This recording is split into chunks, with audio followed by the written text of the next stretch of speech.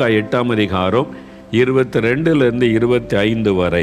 பின்பு ஒரு நாள் இயேசு தமது சீஷரோடு கூட படகில் ஏறி கடலின் அக்கறைக்கு போவோம் வாருங்கள் என்றார். அப்படியே புறப்பட்டு போனார்கள். படகு ஓடுகையில் இயேசு நித்திரையாக இருந்தார்.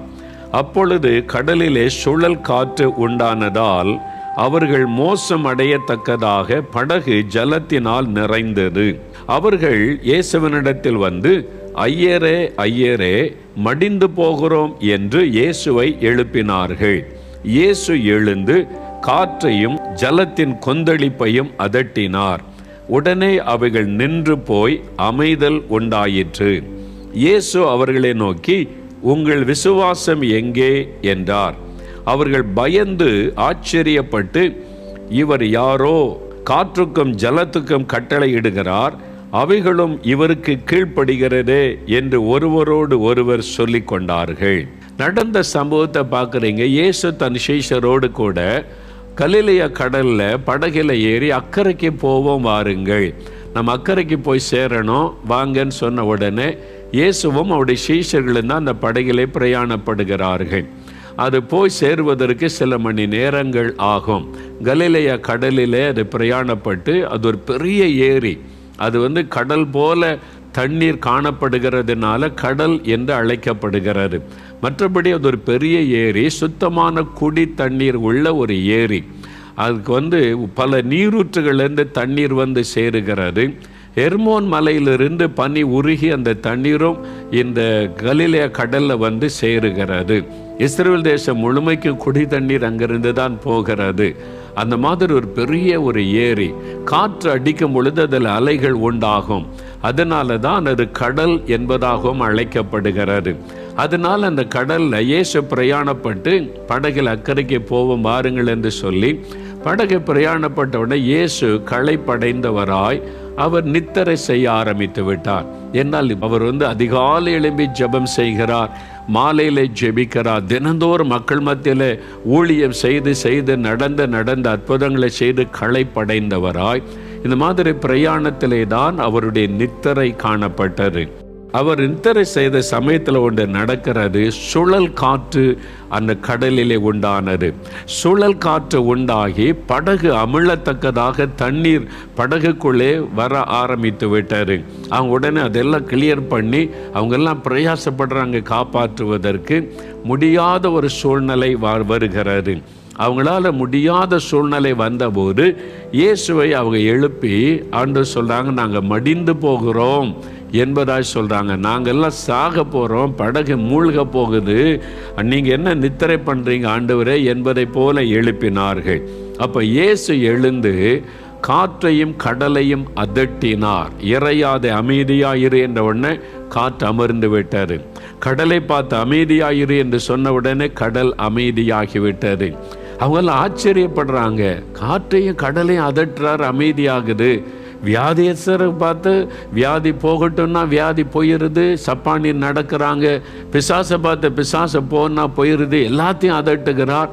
இப்போ இயற்கையை கூட அவர் அதட்டினால் அமைதியாகி விடுகிறது. ஏன்னா இயற்கையை சிருஷ்டித்தவரே அவர்தான். காற்றையும் கடலையும் சிருஷ்டித்த சர்வ வல்லமுள்ள தேவன் அவர். அதனால அவைகளுக்கு தெரியும், இவரால் தான் நாம் சிருஷ்டிக்கப்பட்டிருக்கிறோம் என்று. அவர் அதட்டின உடனே அமைதலாகிவிட்டது என்பதாய் பார்க்கிறோம். இப்போ இயேசு சீஷரை பார்த்து ஒரு காரியம் சொல்லுகிறார், உங்கள் விசுவாசம் எங்கே? Where is your faith? ஏன் பயந்தீங்க? ஏன் அமிழ்ந்து போகிறோன்னு சொல்லி அலர்னீங்க? ஏன் நீங்க கலங்குனீங்க? இல்லை ஆண்டவரே, பெரிய காற்று வீசிச்சு, சுழல் காற்று அடிச்சிரு, தண்ணீர் எல்லாம் போட்டுக்குள்ள பாருங்க, கடல் எப்படி இருந்தது நீங்க பார்த்தீங்கல்ல, அவ்வளோ பயங்கரமாக கடல் சீறி கொண்டு வந்தது, அதனால அமிழ்ந்துருவோமோ நாங்கள் பயந்து விட்டோம் என்பதாய். அப்ப இயேசு கேட்கிறார், உங்களுடைய விசுவாசம் எங்கே? Where is your faith? இன்றைக்கு உங்களுடைய வாழ்க்கை படகுல பலவிதமான காற்றுகள் வந்து மோதி கொண்டிருக்கிறது.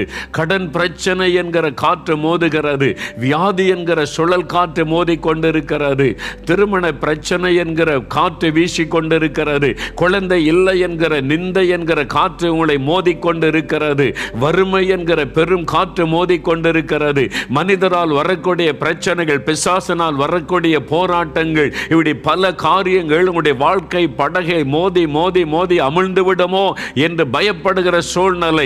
நீங்கள் கலக்கத்தோடு காணப்படுகிறீர்கள். என்னமாய் முடியுமோ, என்னமாய் ஆகுமோ என்பதாய் கலங்கிக் கொண்டிருக்கிறீர்கள். நாங்கள் அமிழ்ந்து விடுவோமோ, நாங்கள் மரித்து விடுவோமோ, இனி அவ்வளவுதானோ என்று கலங்குகிறீர்கள். ஆண்டவர் கேட்கிறார், உங்களுடைய விசுவாசம் எங்கே? Where is your faith? நீங்க ஏன் பயப்படுறீங்க? ஏன் கலங்குறீங்க? சூழ்நிலை பார்த்து நீங்க கலங்க காரணம் என்ன? ஆண்டவர் கேள்வி கேட்கிறார், உங்களுடைய விசுவாசம் எங்கே? அதுக்கு என்ன அர்த்தம்? எந்த போராட்டம் வரட்டும், எத்தனை சுழல் காற்று வரட்டும், எத்தனை கொந்தளிப்பு வரட்டும், நீங்க விசுவாசமா இருந்தா மேற்கொள்ள முடியும். நீங்க விசுவாசத்தோடு இருந்தா ஜெயிக்க முடியும். நீங்க விசுவாசத்தோடு இருந்தா நீங்க தாண்டி செல்ல முடியும், போய் அக்கறை சேர முடியும். பாதியில நீங்க அமிழ்ந்து போக மாட்டீங்க. அதற்கு தேவன் எதிர்பார்க்கிற காரியம் விசுவாசம். உங்களுடைய விசுவாசம் எங்க? உங்களை தான் கேட்கிறார், மகனே உன் விசுவாசம் எங்கே? என் ஊழியத்தின் ஆரம்ப நாட்களில் ஒரு நாள் நாசரத்துக்கு பக்கம் ஒரு கிராமத்தில் ஊழியத்துக்கு போயிருந்தேன். அப்போ அந்த சபை ஊழியர், சர்ச் ஒர்க்கர், உபதேசியான்னு சொல்லுவாங்கல்ல, ஐயா அங்கே ஒரு வீட்டில் கொஞ்சம் கஷ்டப்படுறாங்க, வீட்டில் ஜெபிக்கணும்னு கேட்டாங்க, ஒரு வீட்டில் ஜெபிக்கலாமா? சரின்னு சொல்லி அந்த உபதேசியார் தான் என்னை கூட்டிகிட்டு போனார். அப்போ நான் போன போது அந்த வீட்டில் ஒரு தாயார் இருந்தாங்க, அப்புறம் ஒரு சகோதரி, அவங்க மடியில் ஒரு கை குழந்தை இருக்கிறது. அந்த தாயார் முழங்கால் போட்டாங்க, அந்த கை குழந்தையோடு அந்த சகோதரி முழங்கால் போட்டாங்க. இன்னும் 2 குழந்தைகள்லாம் இருக்குது, சின்ன பிள்ளைகள், ஆண்கள் இல்லை, அவங்க வந்து வேலைக்கு போயிருக்காங்க வெளியில். நான் பகலில் அந்த ஐயா கூப்பிட்டு போனாங்க. அந்த உபதேசியார் நானும் இருக்கிறோம், ஜெபிக்கலான்னு முழங்கால் போட்டு அவங்க ரொம்ப துக்கமாக சோகமாக இருந்தாங்க. அந்த தாயார் சரி, முக்கியமாக அந்த சகோதரி ரொம்ப துக்கமாக இருந்தாங்க. அவருடைய மனதின் துக்கம் முகத்தில் தெரிந்தார். அப்போ ஆவியானவர் அவங்களோட பேசும்படி என்னை வழி நடத்தினார். நான் கேட்டேன், உங்கள் குடும்பத்தில் ஏதோ ஒரு துக்கம் இருக்குது, உங்களுடைய மனதை பாதிக்கிற துக்கம், நீங்கள் எதனால நீங்கள் சொல்லுங்கள், நம்ம ஜெபம் பண்ணலாம், இயேசு உதவி செய்வார் அப்படின்னு சொன்னேன். அந்த சகோதரி கண்ணில் கண்ணீரம் குனிந்து கொண்டு அழுது கொண்டே இருந்தாங்க. அந்த தாயார் பேசினாங்க, அவங்க தான் அவங்களுடைய மாமியார். அவங்க சொன்னாங்க, ஐயா இது என்னுடைய மருமகள், மகன் வந்து சின்ன வேலை அங்கங்கே கிடைக்கிற கூலி வேலை செய்வான், போயிருக்கிறான். ஏற்கனவே 2 குழந்தை இருக்குது, இது 3வது குழந்தை. ஏற்கனவே உள்ள 2 குழந்தைக்கு சரியான சாப்பாடு கொடுக்க முடியல, ட்ரெஸ் வாங்கி கொடுக்க முடியல, நாங்கள் வறுமையில் ரொம்ப கஷ்டம். அந்த மகன் போய் கஷ்டப்பட்டு வேலை செய்து ஏதோ கொஞ்சம் சம்பாதிச்சுட்டு வர்றதை வச்சு நாங்கள் ஏதோ வாழ்க்கை நடத்துகிறோம். இந்த கஷ்டத்துக்கு மத்தியில் 3வது ஒரு குழந்தைய ஆண்டவர் தந்துட்டாரு.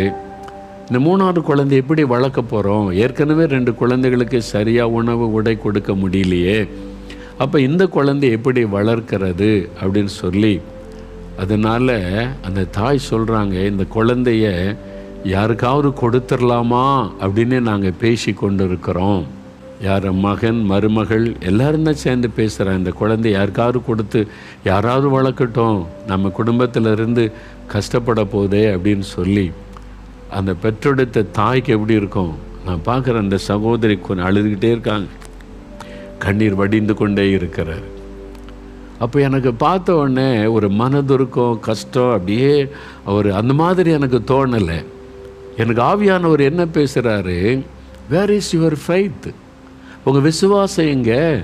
பைபிள் வச்சுருக்கிறீங்க, இயேசுவை விசுவாசிக்கிறேன்னு சொல்கிறீங்க, உங்கள் விசுவாசம் எங்கே? நான் அவன்கிட்ட பேசினது, மரத்தை வச்சவன் தண்ணியை ஊற்றுவான்னு பொதுமக்களே ஒரு பழமொழி சொல்கிறாங்க. குழந்தை பிறந்த இத்தனை குழந்தை நானே 10 நானே 12 நானே மரத்தை வச்சவன் தண்ணியை ஊற்றுவாப்பா, கடவுள் உங்களை கவனிப்பார்னு பொதுமக்கள் மத்தியில் ஒரு விசுவாசம் இருக்குது. நம்மக்கிட்ட ஆண்டவர் எழுதி கொடுத்துருக்கிறாருங்க, காகத்தை கவனித்து பாரு, அவைகள் விதைக்கிறதும் இல்லை, அறுக்கிறதும் இல்லை, களஞ்சியத்தில் சேர்த்து வைக்கிறதும் இல்லை, அதையே நான் போஷிக்கிறேனே, உன்னை போஷிக்க மாட்டேனா? காட்டு புஷ்பத்தை கவனித்து பாரு, அவர்கள் காலையில் போகுது, மாலையில் வாடி போயிடுறது. அதே நான் அவ்வளோ அழகாக உடுத்து வைக்கிறேனே, உன்னை உடுத்து வைக்க மாட்டேனா? நாளை தூரத்தை குறித்து கவலைப்படாத. இப்படியெல்லாம் ஆண்டவர் அழகாக பைபிளில் இயேசு நம்முடைய அனுதின தேவைக்காக எவ்வளவு அருமையான காரியத்தை சொல்லி வைத்திருக்கிறார். நீங்கள் அவரை விசுவாசிக்கலையா? அவருடைய வசனத்தை விசுவாசிக்கலையா? இந்த குழந்தையை கொடுத்த ஆண்டவர் அந்த குழந்தையை போஷிக்க உடுத்து வைப்பதற்கான ஆசீர்வாதத்தை தருவார் என்று அவரை நீங்கள் நம்பக்கூடாதா? உங்கள் விசுவாசம் எங்கே? அந்த தாயார் அமைதியாய் அழுதார்கள். எத்தனை குழந்தைன்னா என்னங்க? 10 குழந்தையை ஆண்டவர் தரட்டும். அந்த குழந்தையை போஷித்து உடுத்து வைத்து ஆசீர்வதித்து வளர்த்து கொடுக்கிற வல்லமை உள்ள தேவன் அவர். 30 லட்சம் பேருக்கு ஆகாரம் கொடுத்து வனாந்தரத்தில் 40 வருஷமாய் குறையில்லாமல் நடத்திய ஆண்டவர் அவர். எங்க உங்க விசுவாசம் அவர் மேல? அவர் சொல்லலையா அவங்களுக்கு? இல்லை 3வது குழந்தை பிறந்தா என்னால் காப்பாற்ற முடியாது, ஏதோ 2 குழந்தைன்னா ட்ரெஸ் எல்லாம் தர முடியும், சாப்பாடு தர முடியும், 3வது குழந்தையா இதுக்கு மேலே என்னால் காப்பாற்ற முடியாத, பரலோகத்தில் பணம் எல்லாம் இல்லை அப்படின்னு சொல்லுவாரா? என்ன நினைக்கிறோம் நம்ம? ஆண்டவரை பற்றி என்ன நினைத்திருக்கிறோம்? என்ன விசுவாசம் அவர் மேலே வச்சிருக்கிறோம்? உங்களுடைய வறுமை, உங்களுடைய கடன் பிரச்சனை, உங்களுடைய பண பிரச்சனை, உங்களுடைய குடும்பத்தின் நெருக்கம், அந்த சுழல் காற்று, புயல், அந்த பெரிய அலைகள் எழும்பி அமிழ்த்து விட ஒரு மாதிரி காணப்படுகிறது. இதெல்லாம் பார்த்து பயந்துட்டீங்களா? இதையெல்லாம் அடக்கி அமைதல் படுத்தக்கூடிய ஒருவர் அதே படகுல உங்களோட இருக்கவில்லையா? உங்கள் குடும்பத்தில் அவர் இல்லையா? உங்களுடைய வாழ்க்கையில் அவர் இல்லையா? உங்களை போஷிக்கிறவர், உங்களை உடைத்து வைக்கிறவர், உங்களுடைய தேவைகளை சந்திக்கிறவர், உங்கள் மேல் அக்கறை உள்ள ஒரு தேவன் உங்களுடைய தலையின் மயிரை கூட எண்ணி வைத்திருக்கிறாராம். அவ்வளவு கரிசனையுள்ள ஒரு தகப்பன் உங்களுக்கு இல்லையா? பின் எங்க போச்சு உங்களுடைய விசுவாசம்? அதை தான் ஆண்டவர் கேட்கிறார். உங்களை பார்த்து கேட்கிறார். நான் உனக்கு ஒரு வேலை தர முடியாதா? நான் உனக்கு ஒரு பிஸ்னஸ் தர முடியாதா? நான் உன் பிள்ளைகளை படிக்க வைக்க முடியாதா? நான் உன் பிள்ளைகளை போஷிக்க முடியாதா? நான் உன் ஊழியத்தின் தேவையை சந்திக்க முடியாதா? எல்லாம் என்னால் முடியும். ஆனால் உன் அவிசுவாசத்தினால தான் நீ பெற்றுக்கொள்ளாமல் இருக்கிறாய். Because of your unbelief. நீ சந்தேகப்பட்டு நீ என்ன தேடாம சூழ்நிலை பார்க்கறதுனால தான் நீ பயந்து அமிழ்ந்து கொண்டிருக்கிற சூழ்நிலையில் இருக்கிறாய். ஆண்டவர் சொல்றார். இன்னைக்கு சொல்லுங்க, நான் விசுவாசிக்கிறேன் ஆண்டவரே, உம்மை நான் விசுவாசிக்கிறேன். 74ஆம் வருஷம் ஊழியத்துக்கு ஒப்பு கொடுத்த போது சொன்ன, ஆண்டவரே இந்த பைபிளை மட்டும் எடுத்துக்கொண்டு நான் ஊழியத்துக்கு வருவேன். எனக்கு 5 பைசா வேணும்னாலும் எங்கள் அப்பா அம்மாகிட்ட கேட்க மாட்டேன். எந்த மனுஷரை நான் கேட்கக்கூடாது. என்னுடைய சாப்பாட்டுக்கு, என்னுடைய ட்ரெஸ்ஸுக்கு, என்னுடைய தேவைக்கு யாருக்கிட்டே போய் நான் நிற்கக்கூடாது. நீங்கள் தான் எனக்கு பொறுப்பு. ஆண்டவர் என்னை பார்த்து சொன்னார், சரி நாளை தினத்தை குறித்து நீ கவலைப்படாத. அந்தன்றைக்கு உன் தேவையை நான் சந்திப்பேன். நான் உன்னை போஷிப்பேன், நான் உன்னை உடுத்து வைப்பேன், உன் தேவையை சந்திப்பேன். நீ எந்த மனுஷரிடத்திலும் போய் கையேந்த வேண்டியது வராது. நான் நடத்துவேன். என்னை நம்பி வர்றியான்னு சொன்னார். நாம் விசுவாசிக்கிற ஆண்டவரே. அப்படியே நான் ஊழியத்துக்கு ஒப்பு கொடுத்தேன். எங்கள் வீட்டில் வசதி உண்டு, எங்கள் அப்பா அம்மா நிலங்கள் வசதி எல்லாம் உண்டு. ஆனால் நான் என்றைக்கு ஊழியத்தில் கால் வச்சேனோ எங்கள் அப்பா அம்மாட்ட 5 பைசா நான் வாங்கினதில்லை, நான் கேட்டதும் இல்லை. என் ஆண்டவர் நடத்துவார். அவர் தானே என் எஜமான். அவரை நம்பித்தான் நான் ஊழியத்துக்கு வந்தேன். நான் மனிதர்களை நம்பி வரல, மனுஷருடைய காணிக்க நம்பி வரல. இயேசு இயேசு இயேசு என்னுடைய எஜமான், என்னுடைய தகப்பன், எனக்கு எல்லாமா இருக்கிறவர். அவருடைய வார்த்தையை நம்பி தான் வந்தேன். இன்னைக்கு வரைக்கும் அவர் என்னை வெட்கப்பட விடவில்லை. யாரிடத்திலும் போய் கையேந்தி நிற்கும்படி கர்த்தர் விடவில்லை. 74ஆம் வருஷத்திலிருந்து இத்தனை வருஷ காலம் போதுமானவராய் இருக்கிறார். என்ன அவர் கூட இருக்கிறார்ல, படகுல அவர் இருக்கிறார்ல. உங்களுடைய வாழ்க்கை படகுல அவர் இல்லையா? அவங்க கூட ஊழியத்தில் அவர் இல்லையா? அவர் இல்லைன்னா தான் நீங்கள் பயந்து கலங்கி பதறணும். அவர் இருக்கிறார்ல. உங்களுடைய விசுவாசம் அவர் மேலே தானே.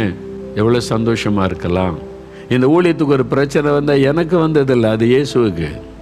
நான் சொல்லுறது, அது it is your problem O Lord, it is your ministry, I belongs to you, I am your servant. ஏதாவது ஊழியத்தில் பிரச்சனை வந்தால் that is your problem, you have to face it. அவ்வளோதான், சிம்பிள். அதனால தான் நான் தைரியமாக ஊழியத்தில் போய் கொண்டு இருக்கிறேன். அவர் தான் எல்லாமே. அவரை சார்ந்து கொள்ளுங்க, அவரை விசுவாசிங்க. அதை தான் அவர் சொல்கிறாரு. நான் கூட இருக்கிறேன்ல, உங்கள் படகுல இருக்கிறேன்ல, அமிழ்ந்து போனால் நானும் தான் அமிழ்ந்து போவேன். எங்கே உங்கள் விசுவாசம்?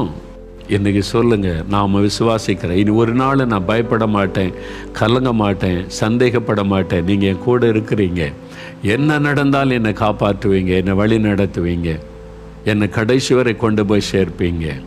வருகை வரைக்கும் அவர் கொண்டு போய் சேர்ப்பார். பாதியில் விட்டுற மாட்டார். பயப்படாதுங்க, அவரை சார்ந்து கொள்ளுங்க. அவ்வளோதான் விசுவாசம். எதை நம்பியா வாழ்கிற? இயேசுங்க. அவரை நம்பி வாழ்கிறாங்க. இந்த வேலையை நம்பி நான் வாழலை, இந்த பிஸ்னஸை நம்பி நான் வாழலை அப்படி சொல்லுங்கள். இந்த படிப்பை நம்பி வாழலை.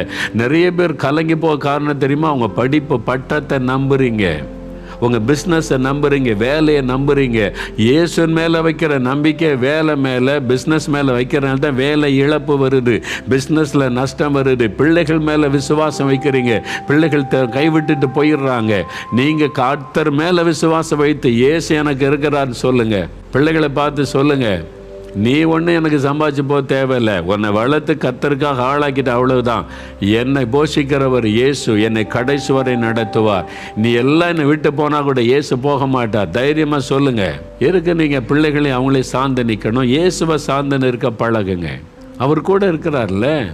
உங்கள் விசுவாசம் இயேசுவின் மேலே. பிரியமானவர்களே, ஆண்டவர் உங்களோடு பேசி இருக்கிறார். உங்களுக்கான தெய்வ செய்தி உங்களுக்கு அறிவிக்கப்பட்டது. பிரச்சனை, போராட்டம், தேவை, நெருக்கத்தில் என்ன செய்கிறதுன்னு கலங்குனீங்க. விசுவாசிங்க அப்படின்னு ஆண்டவர் பேசி இருக்கிறார்.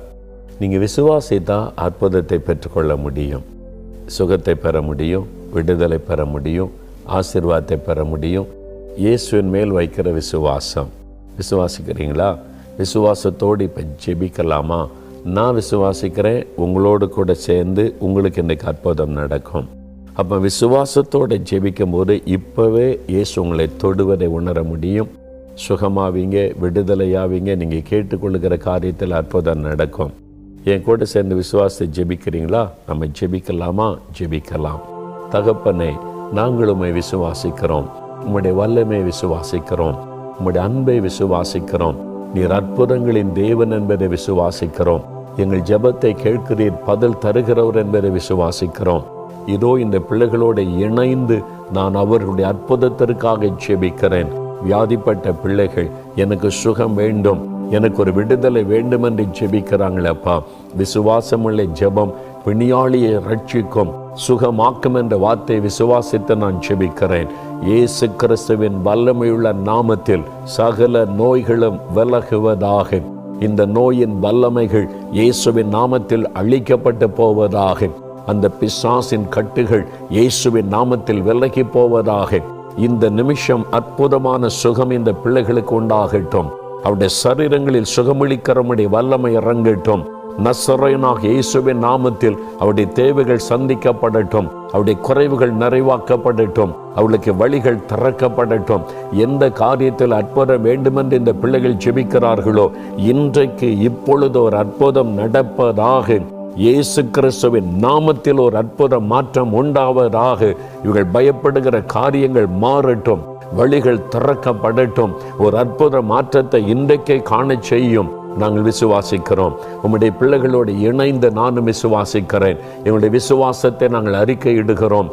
இயேசுவின் நாமத்தில் விசுவாசத்தோடு ஜெபித்து அற்புதங்களை பெற்றுக்கொள்ளுகிறோம். இயேசுவின் நாமத்தில் ஜெபிக்கிறோம் பிதாவே. ஆமேன், ஆமேன். பிரியமானவர்களே, இயேசு ஜெபத்தை கேட்டார். விசுவாசிக்கிறீங்களா? ஜெபத்தை கேட்டான்னு அர்த்தம் பதில் தந்து விட்டார் என்ற அர்த்தம். இப்போ உங்களுடைய அற்புதத்தை எதிர்பாருங்கள். Expect your miracle by faith. விசுவாசத்தோடு உங்களுடைய அற்புதத்தை எதிர்பாருங்க.